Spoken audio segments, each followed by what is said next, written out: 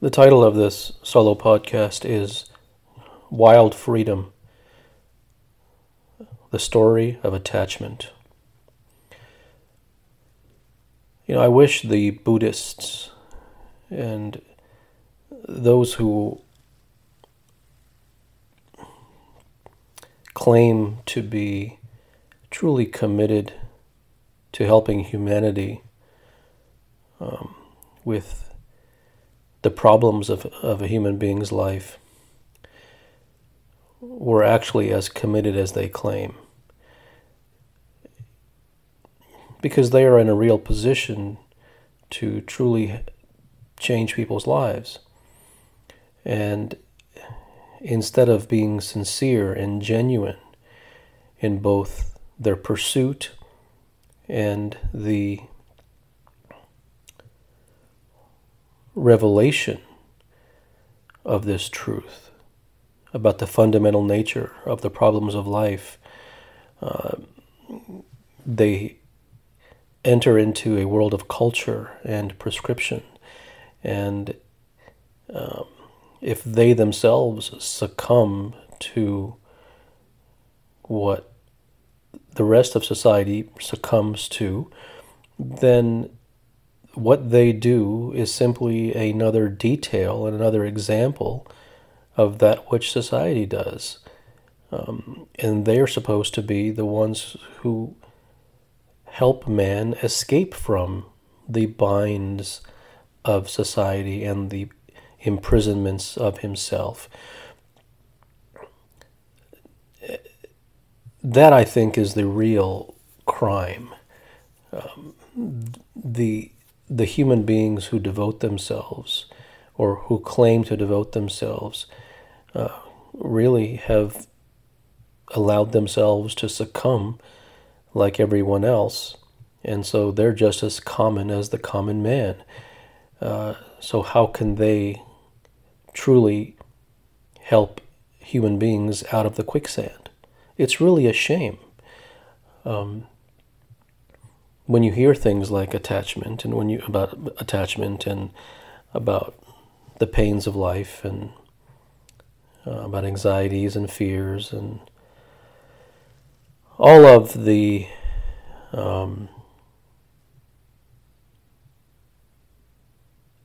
pains that a human being suffers in his life, he goes to the internet, or he goes to books, or he goes to temples and monasteries in search of the truth about a genuine way out of these things, so that he can live a free and a whole life. But what he gets is patronization. He gets, well, just go in the corner and meditate and be mindful and practice loving kindness and you'll get over it. It's frankly insulting, and I think that is the most egregious of crimes, is a person who is put into the position, or claims to be in a position, to truly help humanity. If a heathen does so, then that's understandable because he's a heathen. But if someone who claims to be put into a position to truly help humanity, if that person succumbs to the same patronization, academics, minutia, and empty jargon that the intellectuals pursue, then he commits the biggest crime, because he was truly claiming to be in a position of help. So, like anything else that I've discovered in life, that if you truly want the truth about something, there's no one who can help you. If you want prescriptions, you have an entire world at your feet, at your disposal,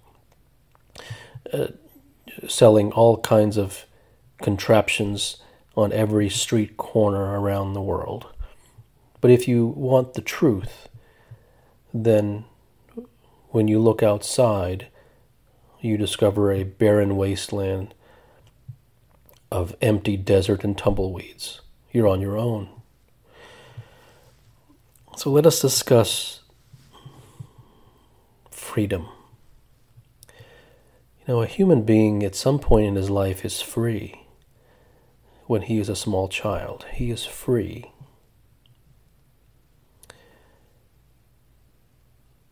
As he grows up, he begins to gain an identity through the portal of a name, a whereabouts, who his family is. And then as he grows older, he gets married, he has children. And this applies to, obviously, men and women. And something happens to him along the way, and he doesn't really know the day that it happened. But from that moment forward, he enters into a different dimension of life, which is an entirely false dimension. And in doing so, he leaves freedom completely behind. He enters into the dimension of a new identity, one of being a mother or a father, or a child of or a sister or a brother. If we speak specifically about families for now, he enters into an entire escapade, an entire circus, an entire drama, an entire soap opera. And he doesn't view it as such, because to use the word soap opera is to trivialize it as if one could see it as a soap opera. But the human being doesn't see it as a soap opera. He sees it as his reality. And so within this so-called family structure, many things begin to go wrong. There are conflicts, and there are this person wants this and this person wants that, and the child wants this and the parent wants that. And there's this complex web of interconnection, and these interconnections are not interconnections of humans. They are interconnections of minds, and each of these minds is beholden and mired and caught in a web of attachment. And each person is attached to his or her own idea as to what the other person should do. And ultimately, that attachment is based upon a foundation of wanting to make oneself, quote, happy. And that happiness won't come unless things happen in a certain way. And the things that happen in a certain way are dependent upon the other person or persons acquiescing to that way.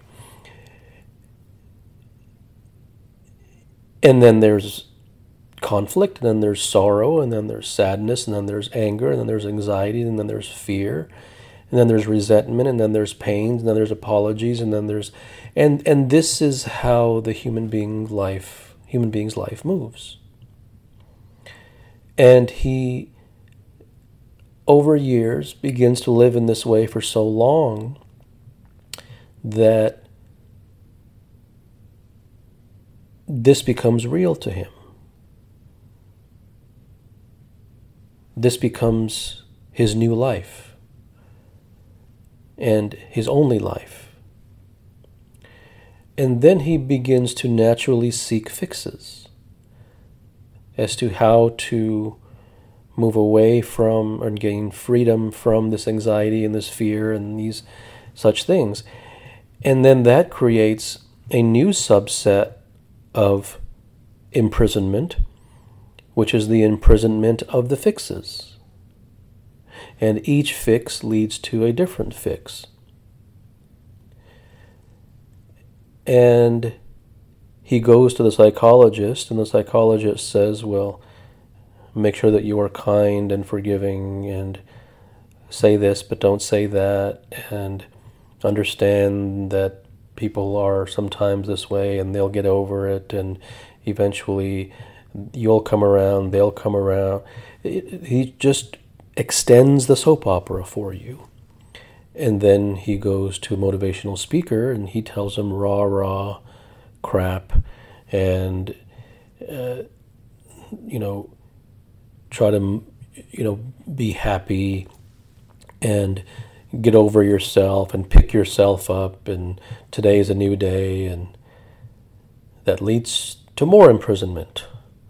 And then he reads books about self-help and self-development, and they give him aphorisms to say, and so-called hacks, and morning routines, and meditate, and go for a run and exercise. And then he goes to a spiritual person, or a guru, or a monk, or a Buddhist priest, or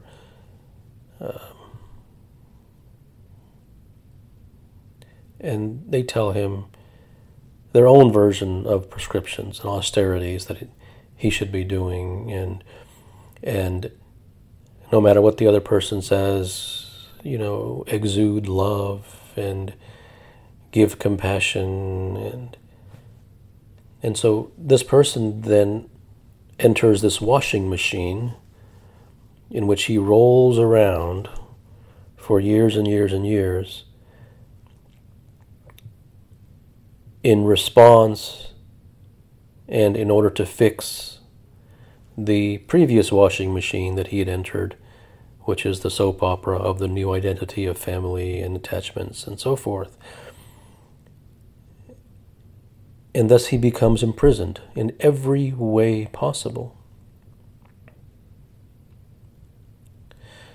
So what is the truth? Well, the truth is that there's no way to prescribe oneself into freedom. There's only a way to prescribe oneself into imprisonment. That's the truth. What is the truth about arriving at freedom? The truth about arriving at freedom is to understand what freedom really is. Wild freedom, raw freedom, is freedom from the need to have to fix anything. It is freedom from the very arising of pain. It is freedom from the impetus that spawns emotional turmoil. It is the freedom from the very seed of the devastation that human beings feel.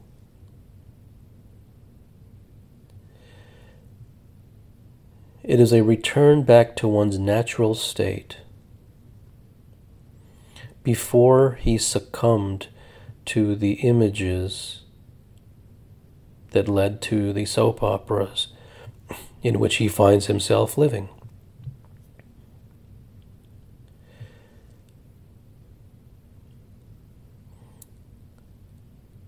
That sort of freedom does not exist in society, and it does not exist within the halls of monasteries. It exists only as a possibility in the one who truly desires it, not for the pleasure that it will bring, but because it will bring an end to the search for all pleasure.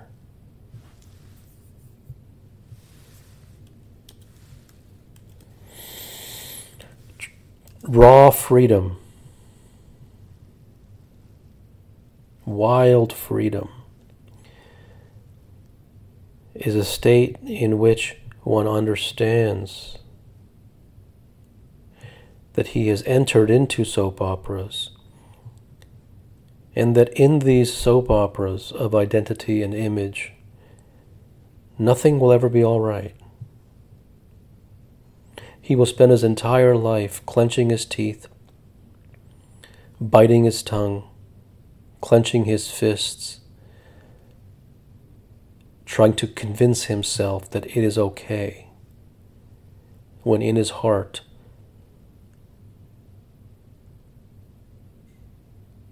he knows that it is not.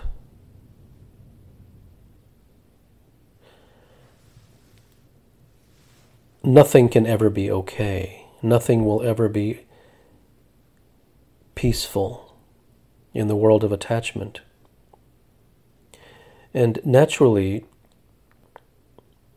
and very logically, the question arises, how can one not be attached to their family? How can a parent not be attached to their children? And I think that the word attachment must be understood.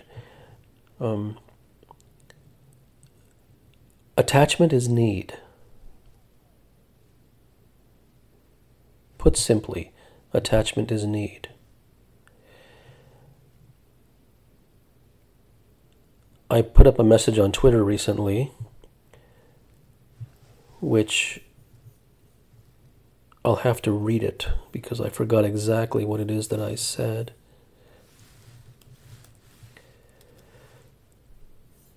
And it speaks perfectly to attachment.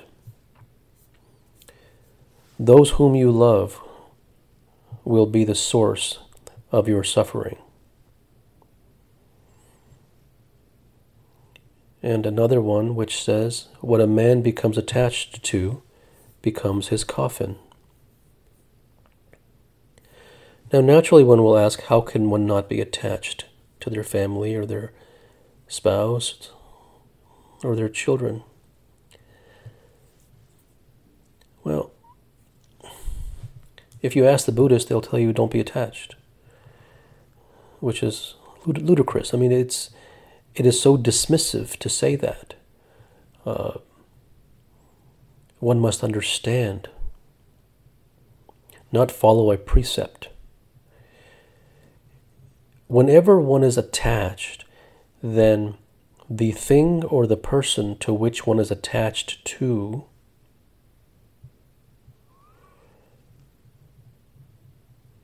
will be the puppeteer, and you will be the puppet.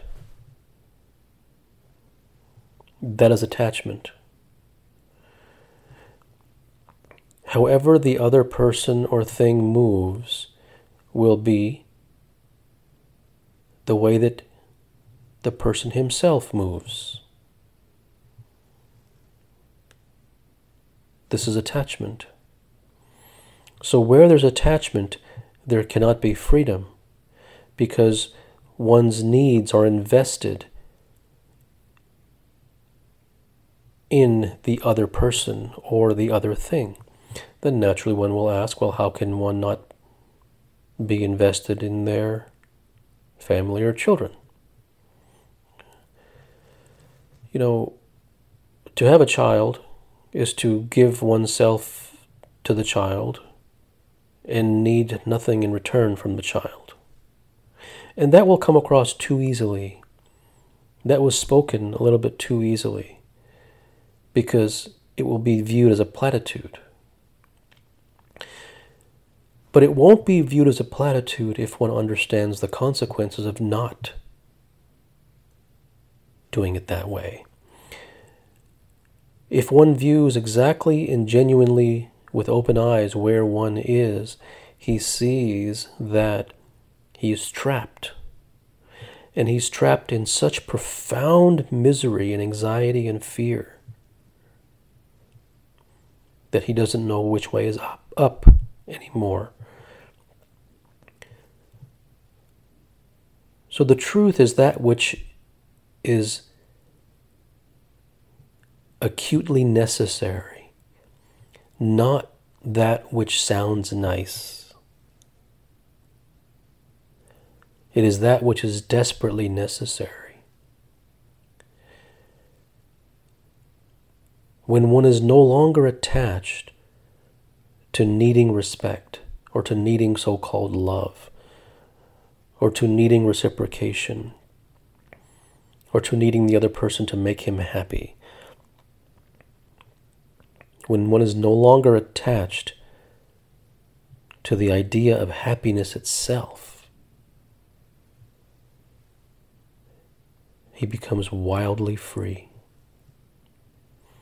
And this is exactly what every human being, from the depths of their bones, is craving, whether they realize it or not. Good night.